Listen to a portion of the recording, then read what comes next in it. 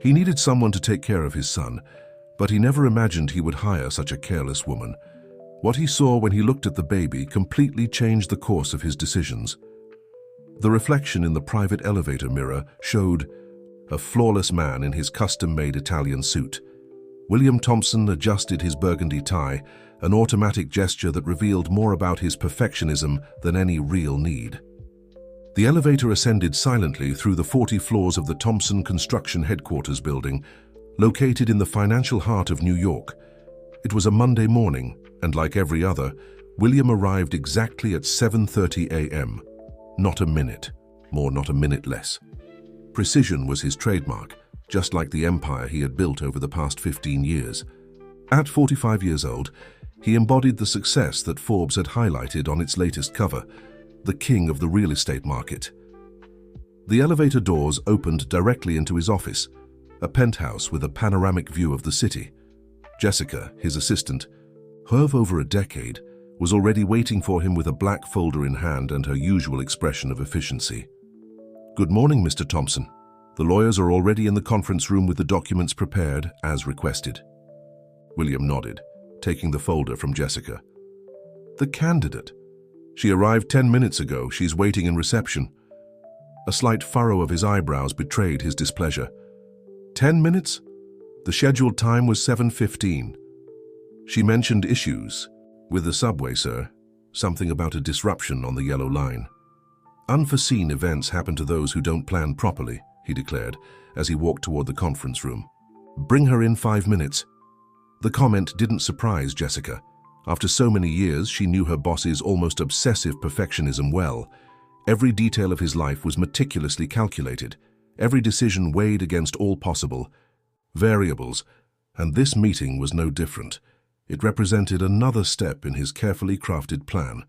In the conference room, 3 lawyers from the construction company's legal team were waiting.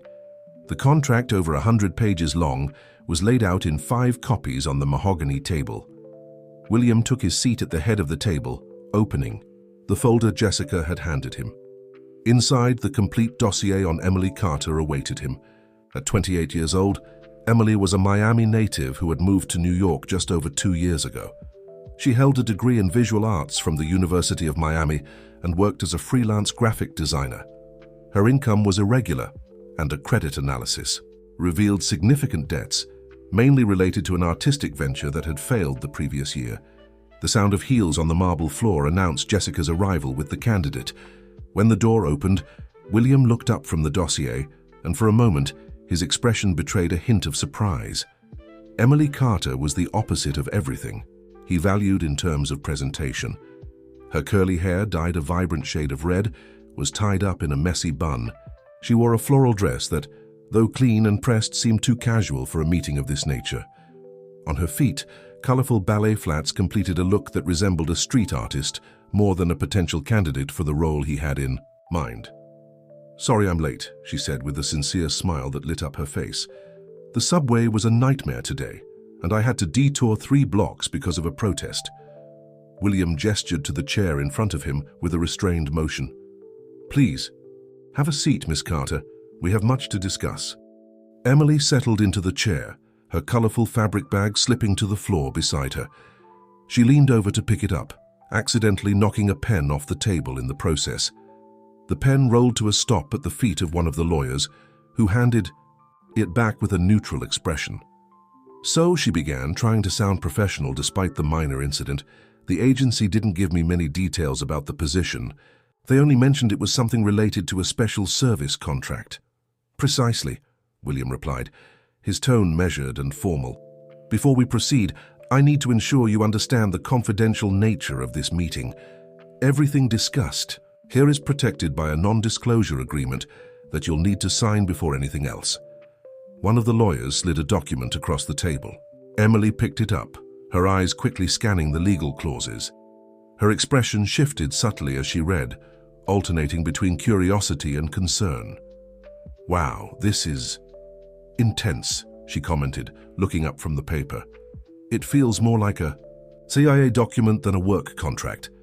The remark prompted an awkward silence in the room. William maintained his impassive expression, though internally he questioned the agency's choice of this particular candidate. "The nature of the work requires absolute discretion, Miss Carter. If you're not comfortable with that, we can end our meeting right here." No, she hurried to respond, grabbing a pen. "Sorry, I sometimes speak without thinking. It's just, well, I've never signed anything this serious before." She signed the document with a flourish that made William's lips tighten imperceptibly. Her signature was as chaotic as her appearance, large, uneven strokes that took up more space than necessary on the dotted line. "Very well," he continued, clasping his hands on the table. "What I'm about to propose may seem unconventional. I need to make it clear from the start that this is not a traditional job offer. It's a very specific service contract with a defined duration and quite particular conditions." Emily adjusted herself in her chair, her curiosity clearly piqued. "What kind of services?" "I need a mother for my child." The silence that followed was heavy. Emily blinked several times, as if processing the information. "Sorry, I don't think I quite understood," she finally said. "You want a nanny?" "No," William replied, his voice even more formal. "I need someone to carry my child, a biological mother, but with no subsequent ties. All legal, medical, and financial aspects will be strictly outlined in the contract. After the birth, the child will be exclusively under my custody." Emily's mouth opened in a small O of surprise. She looked at the lawyers, as if expecting someone to say it was a joke, but found only serious professional expressions. "Is this legal?" she asked hesitantly. "Perfectly," one of the lawyers replied, flipping through some pages of the contract. "All provisions have been carefully drafted within the parameters of U.S. legislation. The contract includes appropriate financial compensation, full medical coverage throughout the gestational and postpartum period, as well as a series of benefits and guarantees." William watched Emily's reactions closely. She bit her lower lip slightly, a gesture that betrayed her nervousness, while her fingers unconsciously drummed on the table. "Why me?" she finally asked. "I mean, there must be people more qualified for this." "The agency conducted an extensive screening," William explained. "We were looking for someone with specific genetic and health characteristics, no family history of serious illnesses, and who met certain practical parameters." "Practical parameters?" "Your current financial situation," he elaborated, his tone carefully neutral, "and your lack of strong family ties in New York. We also considered your ideal age and impeccable medical history." Emily leaned back in her chair, absorbing the information. Her gaze wandered to the window, observing the city stretching out before her. The morning sun was already high, making the buildings shine like mirrors. "And how much is it worth?" she asked abruptly, turning her gaze back to William. "How much is it worth to be the incubator for your child?" The choice of words did not go unnoticed. William picked up a sheet of the contract and slid it across the table. "The total amount is specified here, including all installments and bonuses. Additionally, there is a clause that provides for the full settlement of your current debts." Emily's eyes widened as she saw the numbers. It was more money than she had ever imagined having. Enough to start her life over, pursue her artistic projects, maybe even open her own studio. "And after the child is born?" "The contract stipulates that you will have no contact with the child," William replied directly. "You will receive a final compensation and go on with your life as usual. All rights and responsibilities will be exclusively mine." Emily picked up the contract, flipping through the pages slowly. Her expression alternated between fascination and apprehension as she read the detailed clauses that would determine the next months of her life. Can I take it to read more carefully?" she asked. "Unfortunately, no. The contract needs to be signed today, or the offer will be made to another candidate." William checked his wristwatch. "You have 1 hour to read and decide." The definitive tone in his voice left no room for negotiation. Emily straightened in her chair, pulling the contract closer. As she focused on reading, William discreetly observed her. There was something intriguing about her disheveled manner, an authenticity that contrasted sharply with the sterile, controlled environment around her. She was exactly the type of person he would normally avoid in his meticulously planned life. And perhaps, he thought, that was precisely why she was the right choice. The minutes dragged on in silence, broken only by the occasional turning of pages and the distant sounds of the city outside. When Emily finally looked up from the contract, her expression had changed, more serious, more determined. "Where do I sign?" she asked simply. One of the lawyers immediately began pointing out the places for her signature, guiding her through the multiple sections of the document.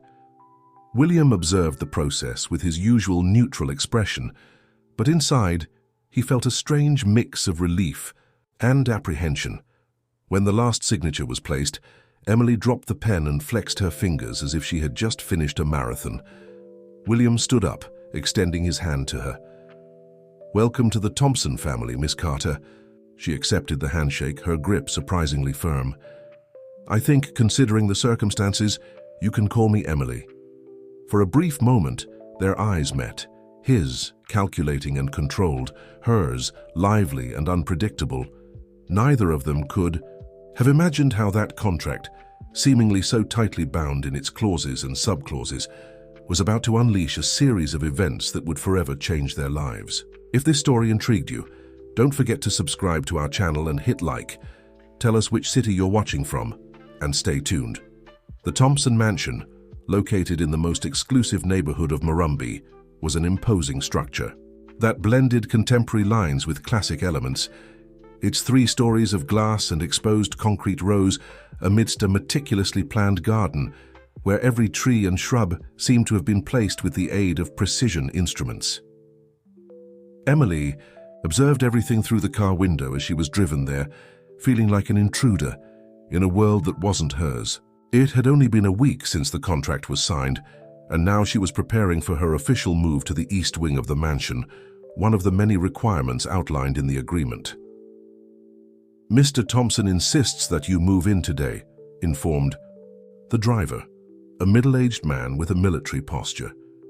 "He left specific instructions regarding your schedule and routines." Emily held back a sigh. Since signing the contract, her life had turned into a sequence of specific instructions: daily medical exams, consultations with nutritionists, sessions with personal trainers, all meticulously timed and supervised by William's team. The car stopped in front of the main entrance, where Margaret, the housekeeper, was already waiting. She was an elegant woman with perfectly styled grey hair and a posture that exuded authority. "Welcome, Miss Carter," said Margaret, her tone polite but distant. "Please follow me. I'll show you to your accommodations and explain the house rules." Emily followed the housekeeper through the immaculate hallways of the mansion, carrying only a backpack and a small suitcase. The rest of her belongings would arrive the next day, after undergoing a rigorous inspection, another one of the contract's clauses. "This is your suite," announced Margaret, opening the doors to a spacious room on the first floor. "It has been specially prepared following the specifications of Dr. Laurent, our chief obstetrician." The room was a study in beige and white tones, with modern, minimalist furniture. A king-sized bed dominated the space, flanked by nightstands that looked more like contemporary art pieces. The automated curtains were programmed to open and close at specific times, ensuring the ideal sleep cycle. "The closet has already been stocked with the wardrobe approved by Dr. Laurent," continued Margaret, opening the doors to a walk-in closet that seemed larger than Emily's entire previous apartment. "All the pieces are made of hypoallergenic fabrics and have been selected to ensure your comfort during the pregnancy." Emily walked over to the closet, running her fingers over the clothes organized by color and occasion. They were elegant and understated pieces, completely opposite to her usual wardrobe, filled with vibrant colors and bold patterns. "Can I wear my own clothes?" she asked, already anticipating the answer. "The contract stipulates that during your stay, you must adhere to the dress code approved by the medical team," replied Margaret, her tone leaving no room for discussion. "Your personal clothing will be stored and returned to you upon the termination of the contract." A tablet rested on the desk, its screen displaying a detailed schedule. Margaret picked it up, swiping through the screen efficiently. "Your day begins at 6:30 a.m. with the first meal. At 7 a.m., Dr. Michael, your personal trainer, will arrive for your prenatal exercise session. At 8:30 a.m., you will have your daily Consultation with Dr. Laurent. Lunch will be served promptly at noon, followed by a mandatory rest period. Wait, Emily interrupted, sitting on the edge of the bed. Are you telling me every minute of my day is scheduled? Margaret raised an eyebrow, clearly disapproving of the interruption. Mr. Thompson believes that a structured routine is essential for the success of this project. Project? Emily laughed, humorlessly. Is that what you call a baby around here? Miss Carter, Margaret replied, her tone now firmer. The success of this pregnancy depends on your cooperation. Mr. Thompson has invested considerable resources to ensure the best possible conditions. Emily took a deep breath, reminding herself why she had agreed to this arrangement. The money, enough to pay off her debts and pursue her professional dreams. 9 months, it was only for 9 months. Sorry, she said finally. Please, continue. Margaret resumed explaining the routine, detailing every aspect of the daily life that awaited Emily. The meals would be prepared by a chef specialized in gestational nutrition. The room was equipped with sensors that monitored temperature, humidity, and air quality. Even the bed mattress had technology to adjust its firmness according to the needs of each stage of pregnancy. Mr. Thompson requests your presence for dinner tonight, Margaret concluded. At 7:30 sharp in the main hall. You'll find an appropriate selection of dresses in the closet.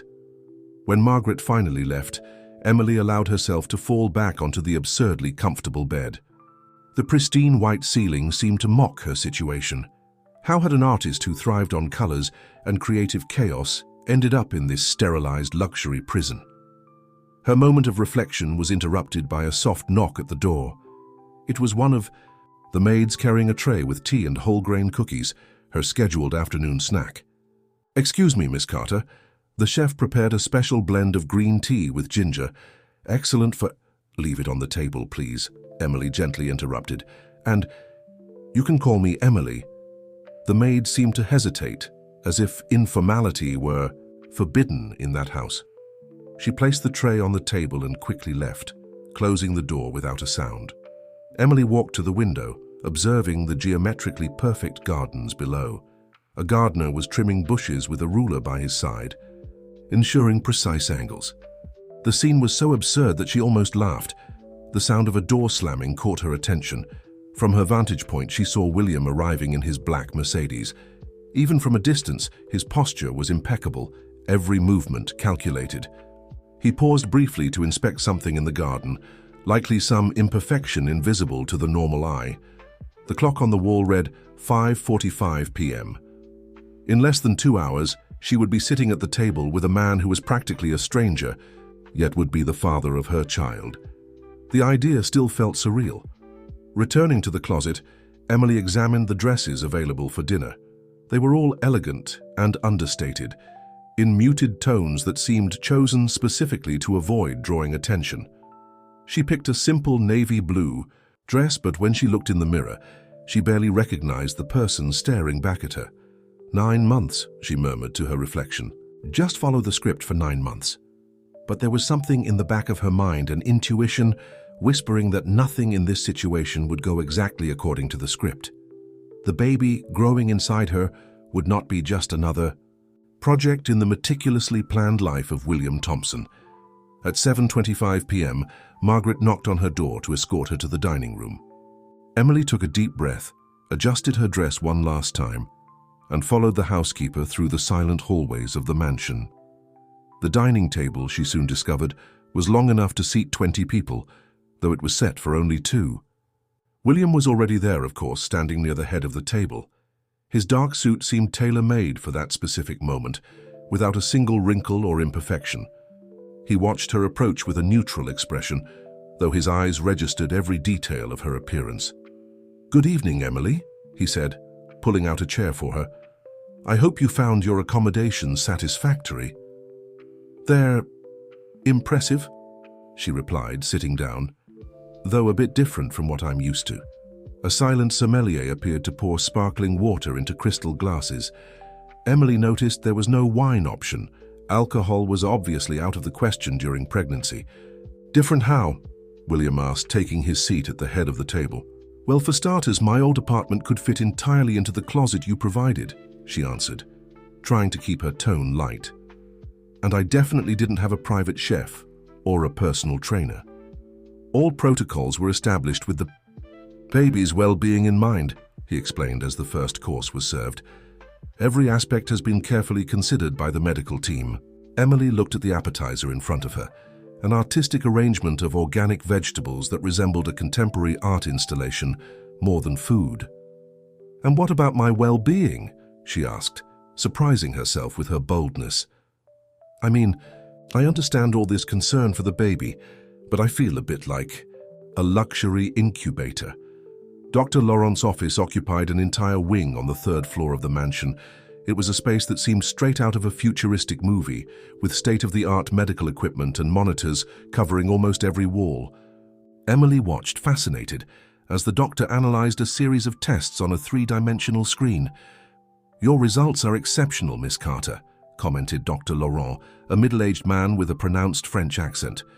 "Rarely do I see a genetic profile so intriguing." "Intriguing how?"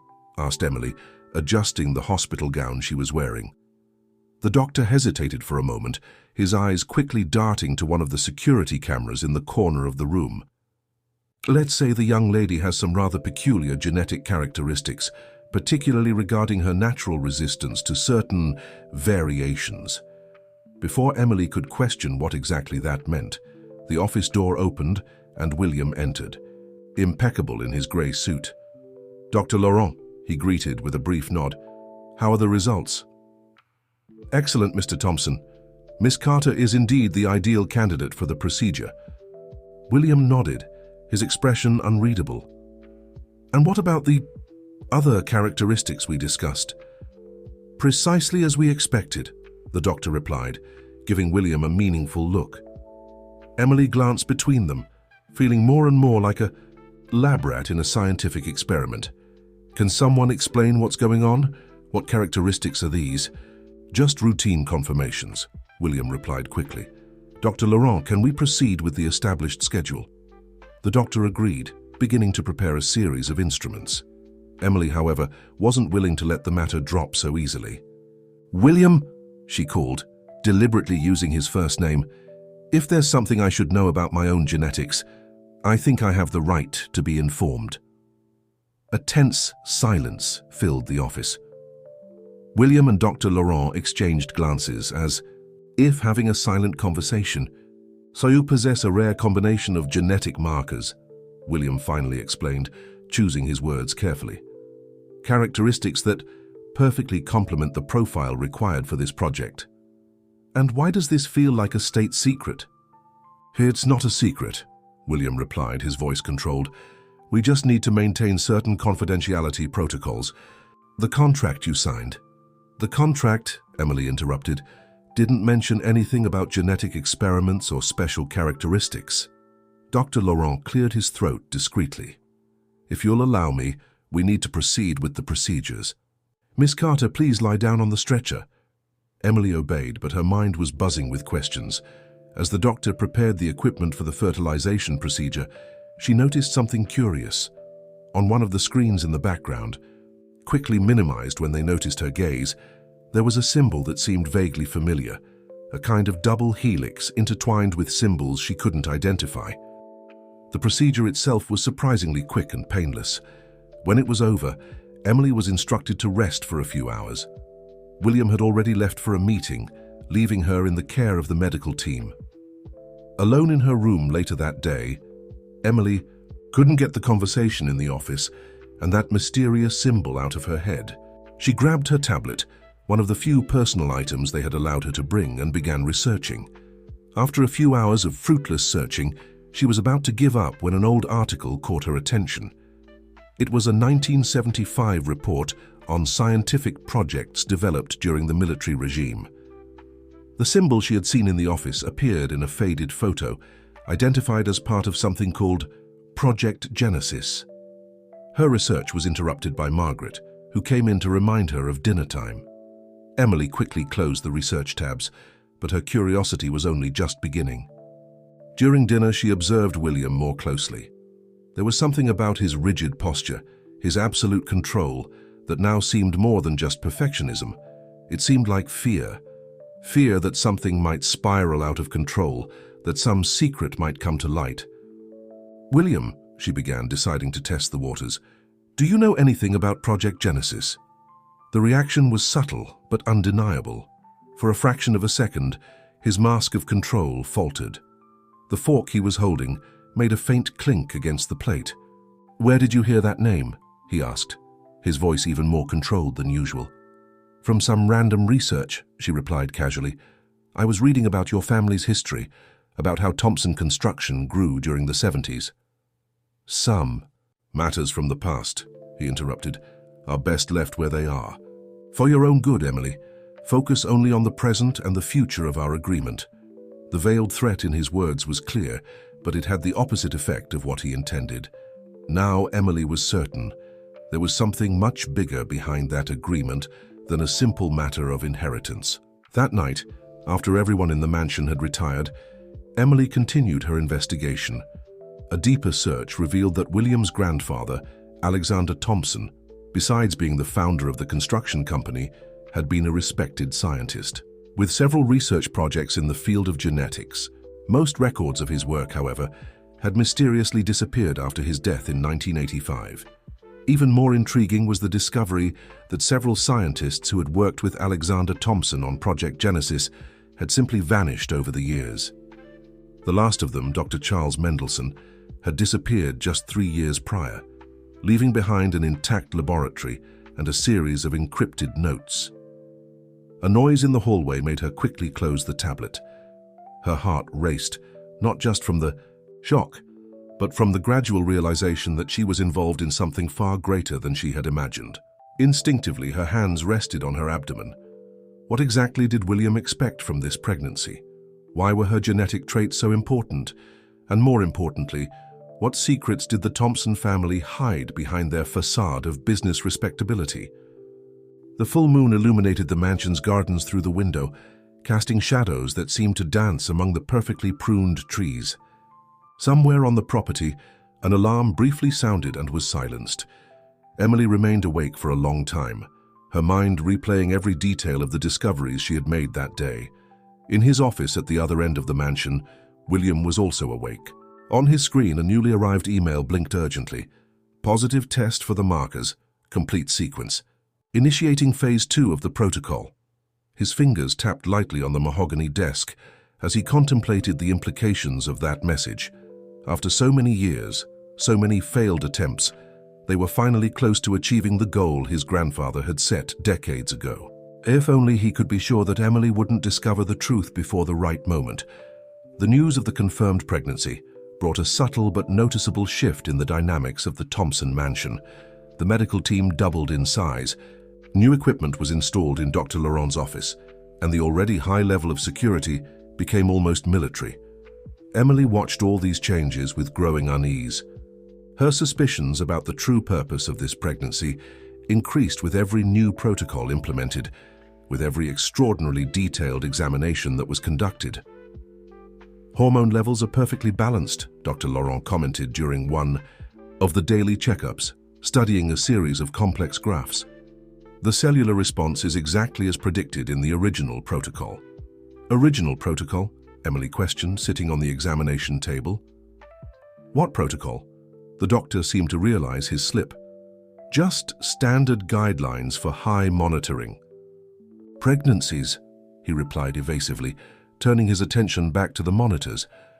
Later that day, during her permitted walk through the mansion's gardens, Emily noticed unusual activity in the West Wing, an area of the property that always remained closed. Several men in protective suits were carrying boxes into the building, all marked with the same symbol she had seen in the office. Her curiosity was interrupted by the arrival of a silver Mercedes at the main gate. The driver opened the door. For a tall man with graying hair and an elegant posture, Edward Thompson, William's older brother. "So this is the famous Miss Carter," he remarked, approaching with a smile that didn't reach his eyes. "My brother has chosen well this time." There was something predatory in his gaze that made Emily instantly uncomfortable. "This time?" she asked, unable to contain her curiosity. "Oh, you didn't know," Gustavo replied, his smile widening. "There were others before you. Several, actually, but none with..." the right characteristics. Before Mariana could process this information, Regina appeared as if materializing out of thin air. "Miss Carter, it's time for your appointment with the nutritionist." "It was a pleasure, Miss Carter," Gustavo said, his voice dripping with irony. "I'm sure we'll see each other again." That evening during dinner, Mariana couldn't get Gustavo's words out of her head.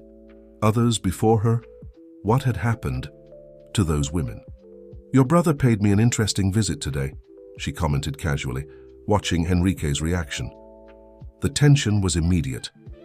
"Gustavo should be in Dubai," he replied, his voice controlled. "I wasn't aware he had returned. He mentioned something about other women before me, other attempts."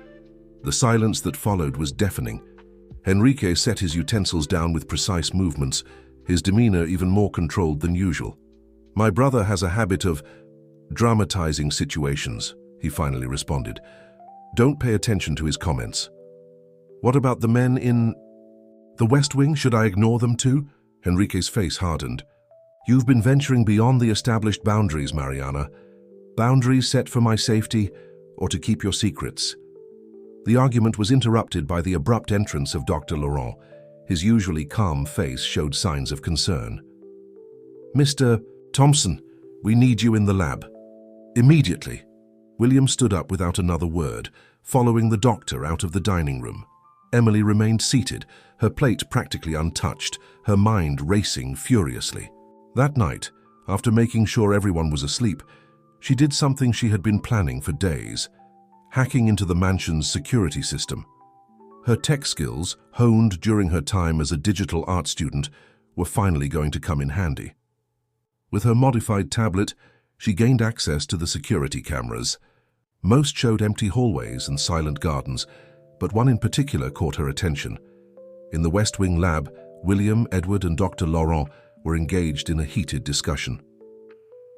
"The pattern is exactly the same as in Father's files," Edward said, gesturing to a screen. "We can't ignore this." "It's still too early," William argued. "We need to be certain before moving forward with Phase 2. "Too early?" Edward laughed humorlessly. "We've waited decades for this, brother. A candidate with the perfect genetic sequence. Father's work, finally." The feed suddenly cut off. Emily tried to recover the signal, but it was too late. Her access had been detected and blocked. Her heart raced as she tried to process what she had discovered. Perfect genetic sequence? Their father's work? The puzzle pieces were starting to come together, but the picture they formed was increasingly disturbing. A noise in the hallway made her quickly hide the tablet. Seconds later, footsteps approached her room. Emily slid under the covers, pretending to sleep, as the door opened silently. "She's asleep," whispered a voice she recognized as Margaret's. "Are you sure she didn't access the files?" William's voice asked. "The system only detected an attempt to access the cameras. The lab's firewalls remain intact." The footsteps retreated, but Emily stayed still for a long time, her heart pounding in her chest. When she finally mustered the courage to move, she went to the window. The light was still on in the West Wing lab, and shadows moved behind the curtains. The next morning, during her session with her personal trainer, Emily noticed unusual activity on the property. Several luxury cars began arriving, parking in the restricted area near the lab. "Michael," she called to her personal trainer, pretending to adjust her sneakers. "Do you know what's going on? It seems like an important meeting." Michael, usually taciturn and focused solely on the exercises, hesitated for a moment. "Board meeting," he replied curtly. "Let's continue with the exercises, Miss Carter." But it wasn't just a simple board meeting. Through the gym windows, Emily could see the visitors, all elderly men, most wearing white lab coats under expensive suits. They didn't look like executives, but rather scientists. During lunch, which was unusually served in her room that day, Emily overheard fragments of a heated conversation from the hallway. "The markers are manifesting exactly as predicted," said an unfamiliar voice. "Old Alexander would be proud." "It's too early to celebrate," Edward replied. "Remember what happened with the others." The voices faded as they walked away, but that brief exchange confirmed Emily's suspicions. This wasn't their first attempt, and something had gone wrong with the other women. That afternoon, during her daily checkup, Emily observed Dr. Laurent with a new perspective. The doctor seemed more tense than usual, repeatedly consulting a file on his tablet. "Doctor," she began casually, "did you work with the Thompsons?" "Father?" Laurent froze for a moment, his eyes meeting hers through his thin-framed glasses. "Why do you ask?" "Just curious. William mentioned that the family has a long tradition in medical research." The doctor averted his gaze, focusing again on his equipment. "Some matters are best left in the past, Miss Carter. Now please lie down for the ultrasound." During the exam, Emily noticed something unusual on the screen. Among the usual ultrasound images, there were graphs and measurements that didn't seem part of a normal prenatal checkup. Sequences of letters and numbers flashed quickly: AG7834, BT291, PX455. "Is everything normal?" she asked, pointing to the codes. "Perfectly normal," Dr. Laurent replied quickly, changing the screen display. "Development is progressing exactly as expected." Later, in her room, Emily used her tablet to research the codes she had memorized. The search led her to old scientific articles about genetic experiments conducted during the military regime. One of them, signed by Alexander Thompson, mentioned specific sequences that could revolutionize human evolution. The file was incomplete, with much of the information apparently censored. But one particular phrase caught her attention: Project Genesis, Final Phase, Integration of Sequences, AG7834 and BT291 for the development of protocol PX455. The same codes she had seen on the ultrasound. A notification sound from her tablet startled her. It was an email from an unknown sender, with just one line in the body of the message: "Not all survived protocol PX455. Emily felt a shiver run down her spine. Instinctively, her hands rested on her belly, now with a slight bulge. What exactly was growing inside her? And more importantly, would she survive to find out? The anonymous email about protocol PX455 haunted Emily for days. Her nights were filled with nightmares in which genetic sequences danced like snakes around her growing belly. During the day, however, she maintained a facade of normalcy, following the established routine while secretly seeking more information. The opportunity she had been waiting for came during a particularly hectic afternoon at the mansion. An international biotechnology conference in New York had drawn the attention of William and his team, who were away for a series of important meetings. Only the basic security team remained on the property. "I'm going to rest for a bit," Emily informed Margaret after lunch. "The baby is making me more tired than usual today." The housekeeper nodded approvingly. "Good. Dr. Laurent always emphasizes the importance of rest. I'll come back to check on you in 2 hours." As soon as Margaret left, Emily put her plan into action. Over the past few days, she had carefully studied the routines of the house, the blind spots of the security cameras, and the guards' shift change times. She had exactly 45 minutes until the next patrol. Using a device she had modified to interfere with the security system, she managed to create a small window of time during which the cameras in the main hallway would replay old footage. With silent steps, she made her way to William's private office. The electronic lock was no problem. For weeks she had watched William typing the password, memorizing the pattern of his movements. The office was exactly as she had imagined, impeccably organized, with every object in its designated place. Emily went straight to the computer. Her programming skills, developed during her digital art projects, allowed her to bypass the first layer of security. However, some specific files were protected by a more complex system. As she tried to decipher the protection, her eyes caught an interesting detail, a small irregularity in the wooden panel behind William's desk. Approaching it, she discovered a hidden compartment. Inside, an old folder, yellowed with time, bearing the logo of Project Genesis. With trembling hands, Emily opened the folder. The first page contained a black and white photograph: Alexander Thompson, the family patriarch, standing alongside several scientists in a laboratory. The date indicated 1975. What caught her attention, however, was a handwritten note on the back of the photo. First successful integration. Subject exhibits predicted mutations.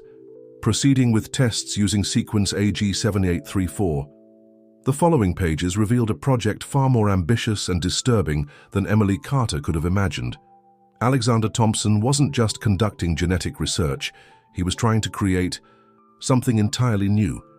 The notes spoke of directed evolution, selective genetic enhancement, and programmable superior traits. One document in particular made her blood run cold. It was a list of women, all with specific genetic profiles, who had participated in the project between 1975 and 1985. Next to each name, a simple note: failure or discontinued. The sound of footsteps in the hallway made her freeze. Quickly, she used her tablet to photograph as many documents as possible before returning the folder to its hiding place. She had barely closed the compartment when the office door opened. "What are you doing here?" It was Edward, his usually composed face now twisted into a mask of fury. "I was looking for William," Emily replied, trying to keep her voice steady. The door was open. "Liar," he hissed, stepping toward her. "You hacked the security system. You're poking around where you shouldn't be." Emily stepped back, her body instinctively shielding her belly. "I don't know what you're talking about. Do you know what happened to the last woman who tried to find out too much?" Edward interrupted, his voice dangerously low. "Victoria Torres, she was curious too. She also wanted to know about the project. Until one day, she just disappeared." The name hit Emily like a punch. Victoria Torres. She had seen that name on the list marked as discontinued just 3 years ago. "You can't do anything to me," she said, trying to sound more confident than she felt. "William needs me. The baby needs me." Gustavo laughed, a humorless sound. "My brother is a sentimental fool. He thinks he can continue our father's work without getting his hands dirty. I don't have such scruples." At that moment, a voice cut through the tension. "Mr. Gustavo, Dr. Laurent requests your presence in the lab, immediately." It was Margaret, standing at the door with her usual impassive expression. Gustavo hesitated, casting one last threatening glance at Emily before leaving. "Miss Carter," Margaret said, her tone neutral, "I suggest you return to your quarters, now." Emily didn't need a second warning. In her room, hands still trembling, she uploaded the photos of the documents to a secure server. As she processed what she had discovered, a cruel certainty formed in her mind. She wasn't a surrogate mother. She was a test subject in an experiment that had already cost other lives. The soft chime of her tablet signaled a new message. It was from the same anonymous sender as before. "They are watching you now, be careful. Not all the Thompsons want the same outcome for this experiment." Through the window, Emily watched a group of men in lab coats entering the West Wing lab. Among them, she recognized some of the faces from the old photo. Scientists who had worked with Alexander Thompson decades ago, now aged but still active in the project. In her womb, the baby moved for the first time, a gentle, almost imperceptible movement that, under other circumstances, would have been a moment of joy. Now, however, every movement seemed laden with dark implications. What exactly was growing inside her? And more importantly, who was her mysterious ally sending those warnings? The discovery of the documents in William's office